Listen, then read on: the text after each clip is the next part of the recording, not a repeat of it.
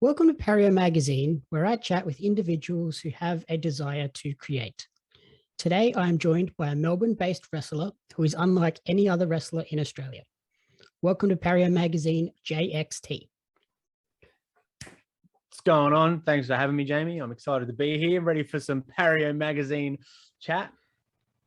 Awesome. So we're here today to chat about your journey through the world of Australian wrestling. Before we dive into all of that, who is JXT away from the ring? A bit of a loser, if you want to put it lightly. Someone who I guess has put everything into wrestling, and now sort of I'm a 28-year-old male lad, as Shooter McGavin would put it. But nah, I'm just an Aussie bogan. You know, I love my footy. I work my 9 to 5. Sadly, I have a mark job, and I try to spend all my free time wrestling or putting stuff towards wrestling just because I love it. And yeah, that's about it, really. Alrighty. So when did you sort of first discover this passion for wrestling that took over your whole life? As a 4-year-old, 4 years old, go over to my older cousin Daryl's house, and my older cousin, you obviously look up. I'm the oldest, so I looked up to my older cousin a little bit, and I was like, he was playing WWF Warzone on the PlayStation. I didn't have a PlayStation. I wanted one. So I just wanted to play it because they were the newest thing at the time. And then he was playing wrestling, and he's like, oh, I'll be Undertaker. You can be Kane. They're brothers, and we'll be a tag team, and we'll play from there. And we did, and that was it. Every weekend, if I could, I'd ask to go see my cousin Daryl, and I'd be Kane. He'd be Undertaker. We'd play Warzone, and then that was it. I was like, I'm going to be a wrestler. All right. Yeah, it seems like the games have a lot bigger impact than people sort of give them. I think like most people would just think, oh yeah, wrestlers, they discover wrestling by flicking the channels. But it seems like the games, with people I've been speaking to recently, the games were the actual first entry point. Yeah, I think in that, I noticed like with me, I was just obviously wrestling obsessed. So I didn't put too much weight on how much the games influenced my actual like love of wrestling. But I know, for instance, like with soccer, I don't watch soccer regularly at all. But when I was playing FIFA, I think I played FIFA for a good like 5 or 6 years there. I knew most of the players from across most of the leagues, the different teams, who transferred where, all because I played the game. I never watched any soccer. And I guess that correlates obviously the same with wrestling and everything else, you know, where you just play the games, and it gives you such an in-depth knowledge of who the people are, who they are, like what the shows are about. You don't even have to watch it, and you know who's where and who's who, and the storylines come about. So yeah, it definitely impacted me for sure. Are you excited for sort of a resurgence in wrestling games with AEW coming up with theirs as well? I think same with the wrestling figure, I guess, area, genre. What would you call that? Wrestling figure world. Same with the games. Having competition is good. The wrestling games were best when there was other wrestling games around. When UFC came along, it made the wrestling game step up. I'm not necessarily a gamer much anymore. During COVID, I hadn't played my Xbox in years, and then during COVID, we're locked down, nothing to do, so I went back. And that was my only way to catch up with my friends, was be on the Xbox party chat. So I went back to playing games a bit. But I think I'm just too old. I don't have any time. I work my mark job 9 to 5. I then go to the gym. Then I go to the wrestling school. And in my other, like, I'm meant to be there tonight, but I took that off to do like one of these interviews. You know what I mean? So on top of trying to be a promoter and edit videos and run that, and having some form of a social life outside of here, yeah, I just don't have the time. But I know for the gaming fans, it does seem exciting. Yep. So then, having discovered wrestling at such a young age, when did you transition from just fan to then trainee, then wrestler, and now a trainer?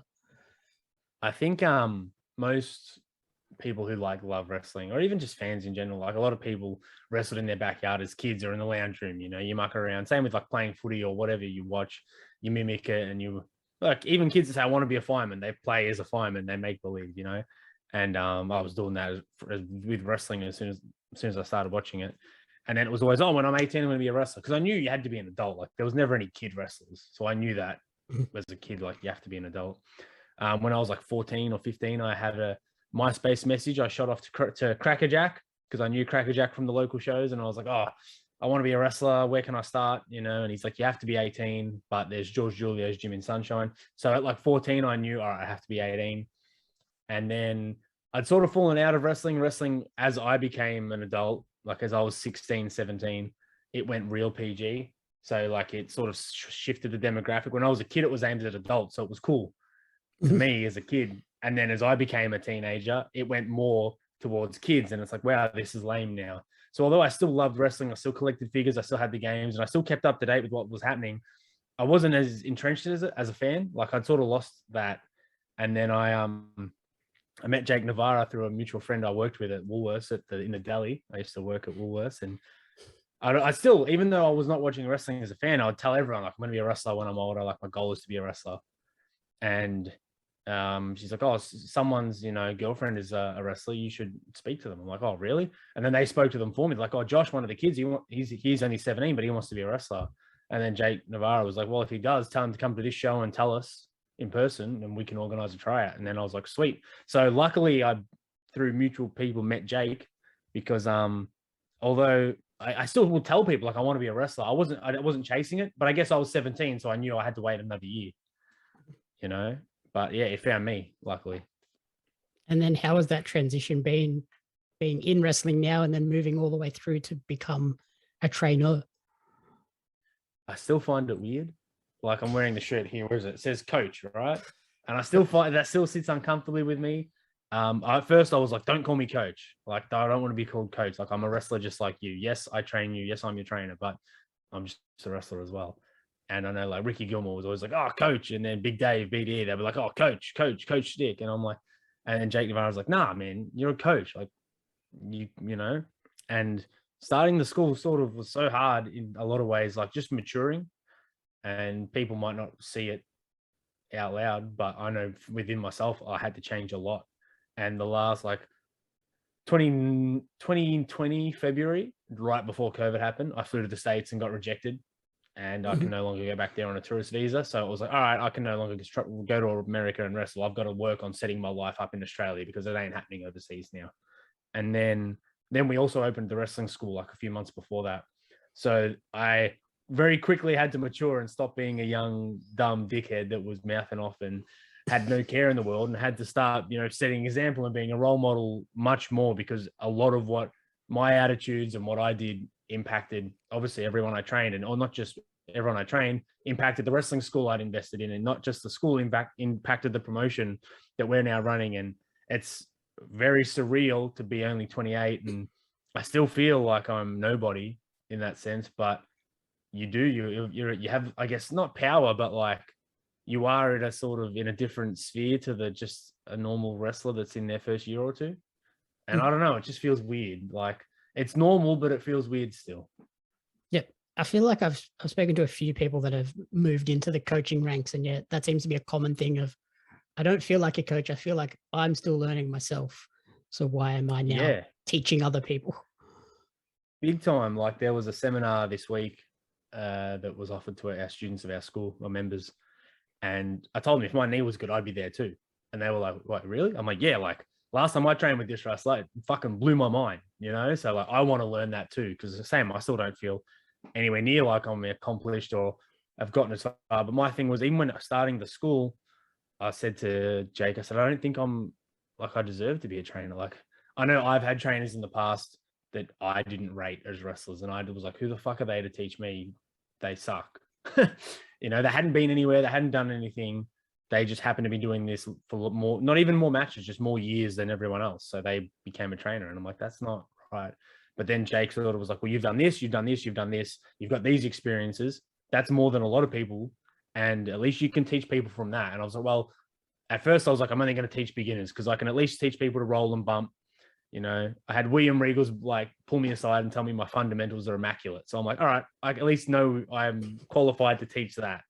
Yep. But it's just, it was like, wow, you can do that. And Lockie Hendricks and Lockie always is like sort of taken aback since coming out of lockdown. He's like, wow, we're the experienced ones. We're the ones people are coming to for advice. We're the ones that are being role models. We're the ones setting the example. And it's like, and it's hard because like Lockie feels like me. We're still young dickheads that probably didn't do the right things a lot of the time. But now we're just sort of thrown into that leadership role, whether we chose to or not. And we've just got to step up. And so far, I think we haven't done too bad. And you talk about sort of not feeling like you have more than just the basics, but you've obviously got something there because you've connected with audiences in whole new ways that sort of people, like I said, are unlike anybody else with the look, the music, the dreadlocks. You were like one of the first people on, like I saw in the Australian scene doing sort of vlogging and like just connecting with the audience in ways other than just, hey, I'm a great in-ring wrestler. Yeah, I think what you're touching on is, I think people come to our school, the Relentless School of Pro Wrestling, if you're interested, to learn how to wrestle, right? But I'm always preaching to them that the real working happens outside the ring. Like wrestling is only like one, like let's say it's like 10% of being a wrestler is what you're doing in the ring. Everything else is just as important. And there's so many wrestlers I know that are way better than me in the ring, way better. But yeah, for whatever reason, they haven't been able to connect as well, or they have just like, oh, if they had my marketing and my connection with people and put their wrestling together, like, but that's, I guess, the beauty of teaching. And I guess that's one thing I've always touched on is like, I done this, or find ways to make this happen. And luckily, and I think it's a bit of smoke and mirrors, but that's wrestling. And I think that's why a lot of our students, the ones that have been quite successful, it's not just because they're these great in-ring technicians. No one's saying, wow, they're Dean Malenko, but they don't need to be. You know, I will teach them how to bump and how to roll, and I'll teach them everything I know. Jake Navarro's a much better wrestler than me. He'll teach, like, we all sort of add, you know, and Fox too, we teach from all. But yeah, the biggest thing I'm on is, branding. Like, I'm going to do a podcast. I'm going to wear a jacket with my school's logo. I'm going to wear my fucking beanie, because that's a part of wrestling, and all those things come together. And yeah, if I can just teach from what I know and what's worked for me, then, and they can take that and become better than me, because there's every chance that a lot of them are and going to be better than me going forward. So it's like, at least they can learn from my mistakes and learn from my experiences and take what I've gathered from all the places I've been and whatever I've done and use it, you know, because it's not just for me, you know, wrestling's about giving back too. So hopefully they can go on and do just as, if not more than I ever did. And where did the sort of the whole JXT look with the dreadlocks, the purple, the neon, the big crazy music, where did that all sort of come from? It sounds cliche, but you know, a lot of wrestlers are like, oh, it's just yourself turn the volume up to 120%. But like, people might just think I wing these things, but I spend a lot of time, pretty much each year, you sort of assess where am I at? What am I doing? Or every time you have a gap, like I'm going to have a lot of time injured now, so I'll probably come back looking completely different again. But I was like, what is my character? And at like 22, 23, I'd been in wrestling like 5 years. All right, who am I? And I was like, I'm young. I like to party, but I also like to work hard. It was like, work hard, play hard. That was like the character in my head. He works hard in the gym, works hard at training, busts his ass in the ring so he can reward himself by partying afterwards and having a good time. But he can't have that until that. And that was the basis of it. And then it sort of started. Then little things like you realize all wrestlers have crazy hair and in some way, or they need to stand out, you know? So I started growing my hair really long. And then as it got longer, I was like, fuck, why don't I just get dreadlocks? And then I always wanted to do it. And then little things just sort of happened. The purple was intentional because I was like, you need to brand yourself. So I was like, okay, Taz had orange. Orange was his color. Triple H had green. Green was his color. But, you know, I wanted people to associate, you know, purple with JXT at the time.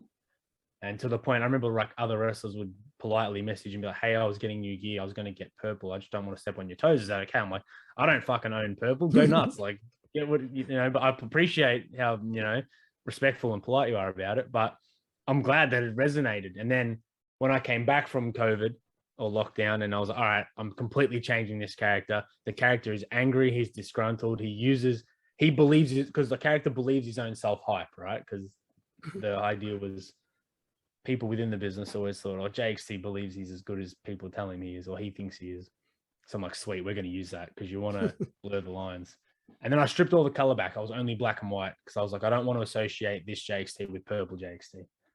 And then as time went, I just couldn't help it. I'm like, it's too dull. Like, a lot of wrestlers. And then I started using the pink. And I was like, all right, so it's similar. People, if they've seen JXT, the purple JXT, and then they see pink JXT, they'll think, oh, it's the same dude. But they'll be able to visibly see the difference. So little things like that, I put a lot of time into like and thinking that out. And a lot of it comes from trial and error. You know, when I first came back from COVID, I was wrestling in jeans and Converses. And then I was like, I want to go back to boots. Then I changed back to tights. And now I'm like, oh, maybe I do like the jeans. But then a lot of people wearing jeans. And then I look at what other people are doing and what people I'm inspired by do. And it's the same with the vlogs and the Instagram frame I had years ago. You just look at what people that are successful doing what you want to do. What are they doing? How can you do something similar? Or how can you be like that? And how can you connect, I guess? And a lot of it's just trial and error. And yeah, you don't know unless you try. And obviously you mentioned like the branding aspect. I guess outside of wrestling, people might not know you also have a graphic design background. Has that been crucial in the whole span of being involved in the wrestling business? Yeah, it's helped so much, like so much. Whenever the Colt Cabana's Art of Wrestling podcast started, I got onto that early. And I remember him saying like things that will help you. And I was already a graphic designer, luckily, by this point. But he was like, if you can be a graphic designer, if you can edit video and you can make gear. I've tried to make gear, like I've painted my own gear. If you ever see that flame jacket I have, like I painted that myself. All my jeans with the paint, but like, yeah, it's helped so much. Like I designed these beanies, I got them made. I designed these jackets, I designed all my gear. I designed all of it. I don't think it was my gear, because I can't make it. Shout out to Ash from Pins, Falls and Needles. It makes my gear. But yeah, it helps so much in not just how I look, but yeah, like you said, the branding. My social media always looked pretty professional from a certain level. Like I reckon from like 2012, 13 onwards, I started taking it very seriously. Because I was like, this is another way to connect when I'm not at a show. Because before then, all you had was when you were on the show. But then once social media became a thing, and obviously working in an advertising agency, it was in my face every day, like branding. And I remember being backstage saying that, you know, like we as wrestlers, we are brands. Like JXT is a brand. And I had another wrestler who I won't name, who's a very successful Australian wrestler now, tell me that I was a fucking idiot and that you're not a brand, you're a wrestler. Shut up. Who now tells people that he is a brand? So go figure. But yeah, just from an early, like I guess I was early on that, but listening to like Cabana's podcast and like Matt Cardona or Zack Ryder early on, like doing those YouTube shows, like both of them, and the way he branded himself online. He's like, I'm the internet champion, internet this, and just, you know, content. Same with Cabana. Like they were two guys I really drew inspiration. I was like, look at the vlogs they're doing, look at the YouTube shows they do. And I was like Cabana did those Wrestling Road Diaries, and I was like, that Brian Myers did it was called Making Towns with Brian Myers was his vlog. So there was Cabana's Art of Wrestling, Brian Myers Making Towns, and Cardona's or Zack Ryder's Z True Long Island Ice Story. What was it? You know, Z True Life Long Island Z True Long, yeah, that story. It was a hard name to remember.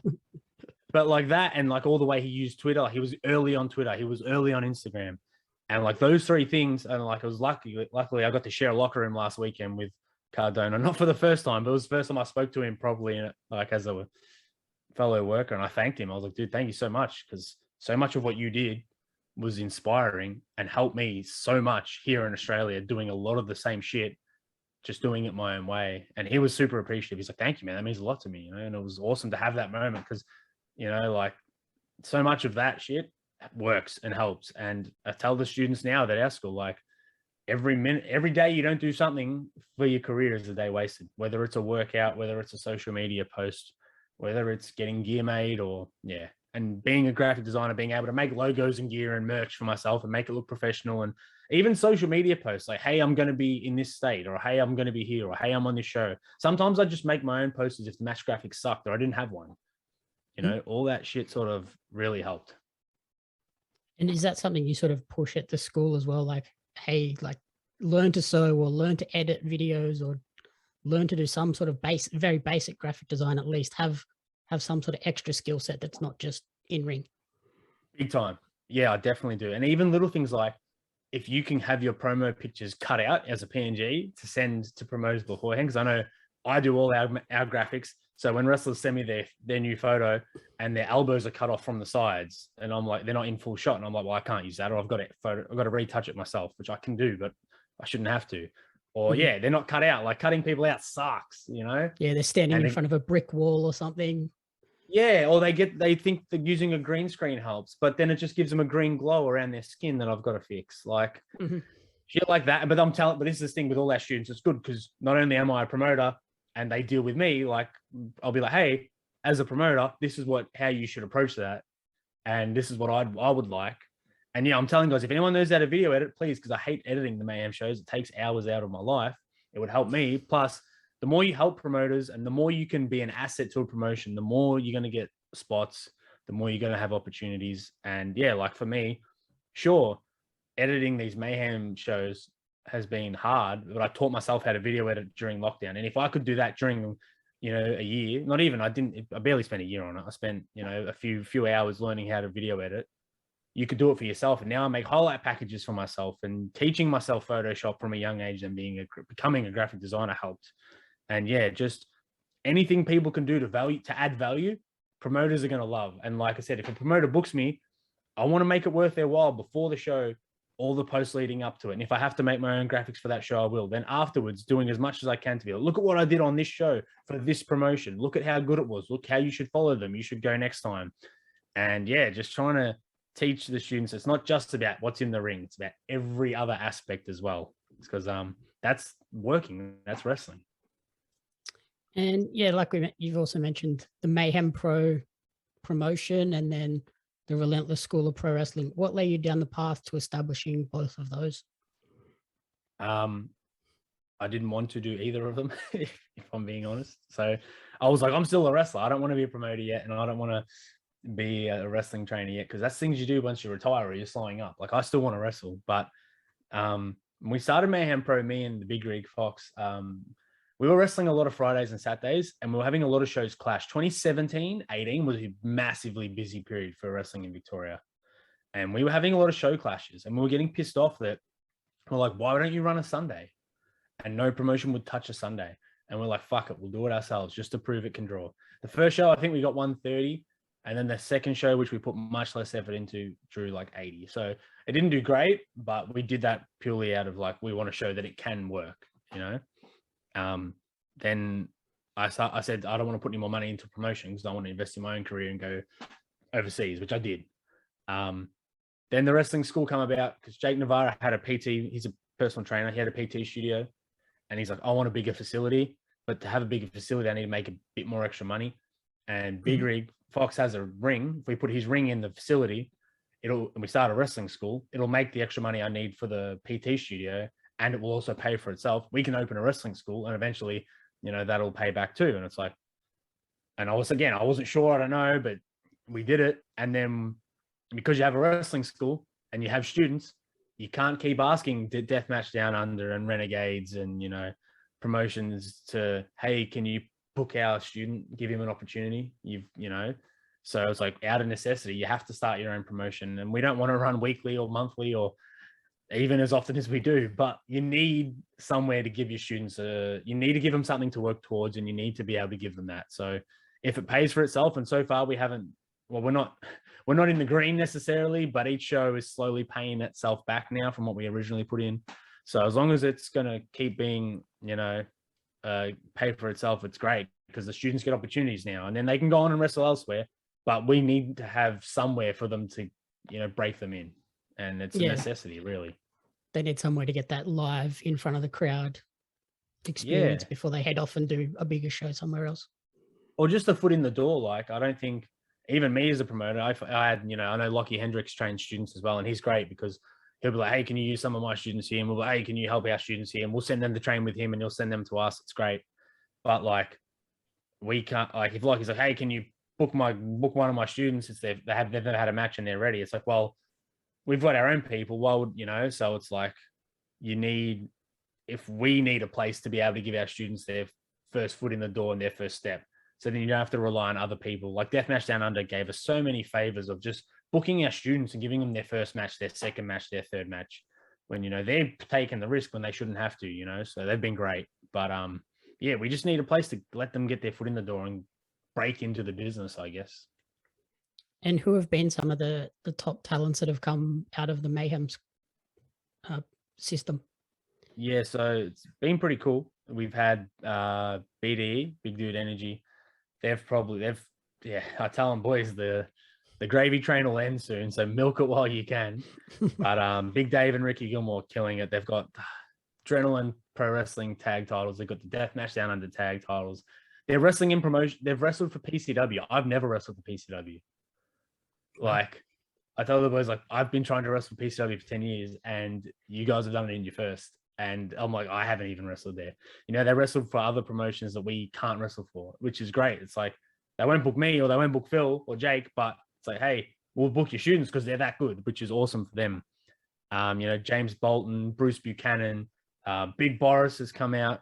You know, we've got on our Mayhem show coming up, we've got Billy Riot, Tommy A, that are going to be wrestling out there as well. But there's people that are already wrestling that sort of come to us as well, which is smart because you want to train in many places and learn. You know, Broderick and Natasha Valentine came over and they've been great since training with us. You know, Sid Parker, we don't train him. If anything, he trains us or he helps us. But having him around is another experienced head is great. You know, Erica Reed trains with us like 3-4 times a week. She's great. Even having like guys like Steve Valek who have done tours of Japan. And Steve's been wrestling since I was 10 years old. But, you know, just having all these people around and people come back and, yeah, students go out and make names for themselves has been pretty cool, especially the new students, you know, getting their first break. And it's like, wow, we trained them from scratch. You know, this week at Mayhem, we've got Texas Pete making his debut. Like, this stuff like that's cool. Do you get a sort of similar satisfaction out of seeing those guys succeed as you would if you were in the ring doing sort of big shows like that? Selfishly, I want to say no. It's a different feeling.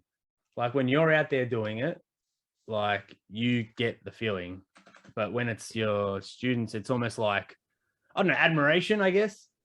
It's like, wow, look at them. Like, I'm proud, like, good on you. But there's also that, I know in the back of my head, I'm like, it's amazing and it's great and they're having a good time.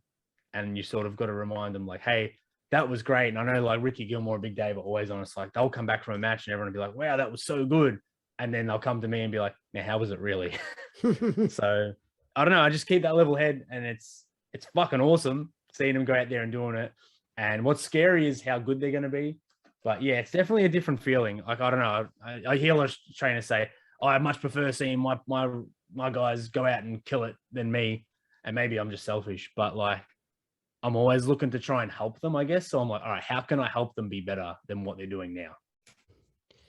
You recently suffered an injury to the ACL. How difficult has that been? It's horrible. It's the worst thing in the world.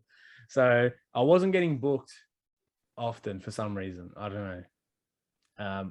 Which happens. I'm not very patient. So which is a downfall of mine.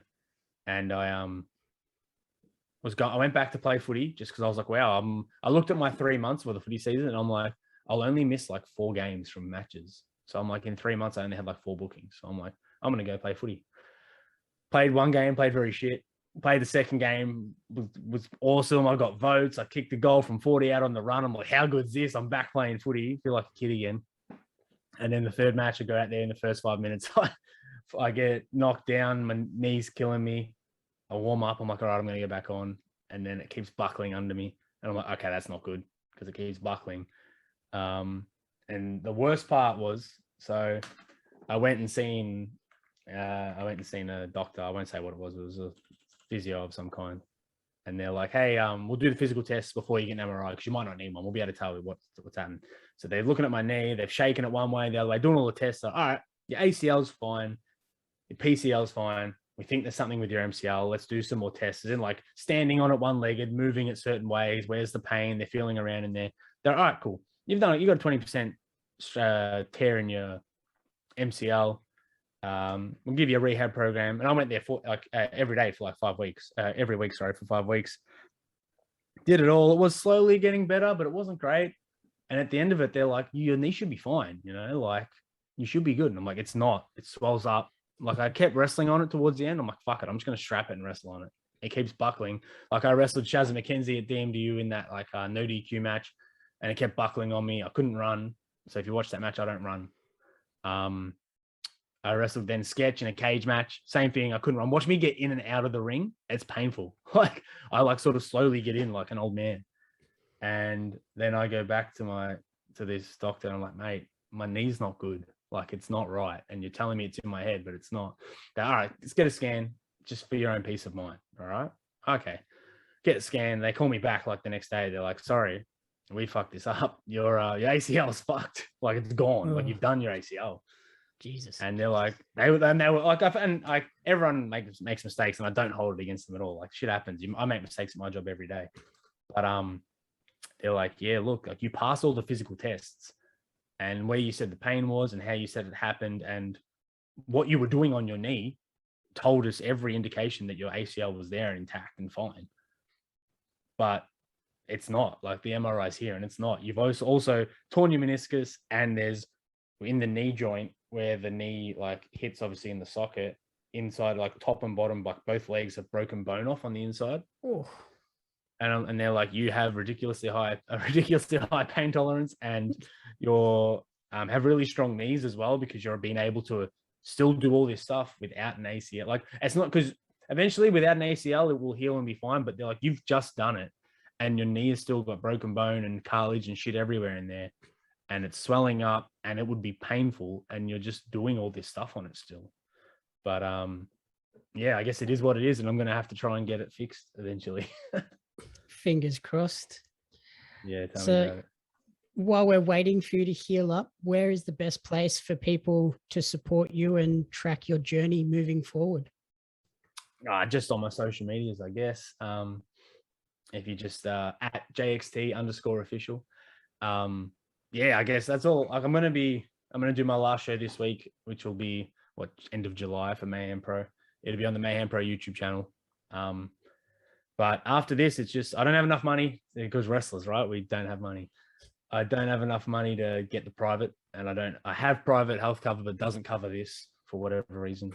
So I don't have enough money for that. So I've just got to use the public system, and I've got written letters from doctors about my income and how important this is and how I need this to make my living. But I don't know if that's going to work in the public health system. So I've got to go see a surgeon soon. And hopefully by the time this comes out, I've seen the surgeon. They're like, yeah, it's urgent. We're going to get you right in.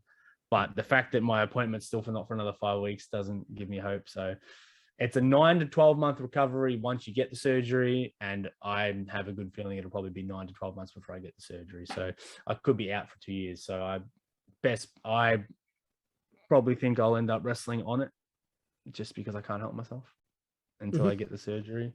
But yeah, I don't know. I wish I knew, because it's killing me, but it sucks. Life sucks sometimes, and there's nothing you can do, you know? And yeah, I just do what I can. Oh, well, at least like we can, in the world of wrestling, we can be excited for the big JXT comeback when the knee's all fixed and healed up and you're ready to go again. Yeah, hopefully it'll be just like Triple H when he came back, and I'll come back as big as a house and stronger than ever and quicker than I should. But yeah, I don't know. It's just, yeah, I think the worst thing was I wasted like 7 weeks doing the rehab for an injury I didn't have to find out this. But yeah, I don't know. At JXT_official, follow my socials. I'll be giving everyone updates as best I can. But yeah, it's just fact of life, I guess. Everything happens for a reason. I still believe that, and I don't know what the reason is here, but it ain't good. Oh, we'll find out soon. Thank you so much for taking the time to chat with me, and good luck with the rehab. Good luck with hopefully getting in for surgery soon, and we'll see you when you make your big comeback. No, for sure. Thank you. Thanks for having me. And yeah, thanks for the support, everyone, so far and ongoing. And especially you, Jamie, always hit me up for stuff like this. So I appreciate it.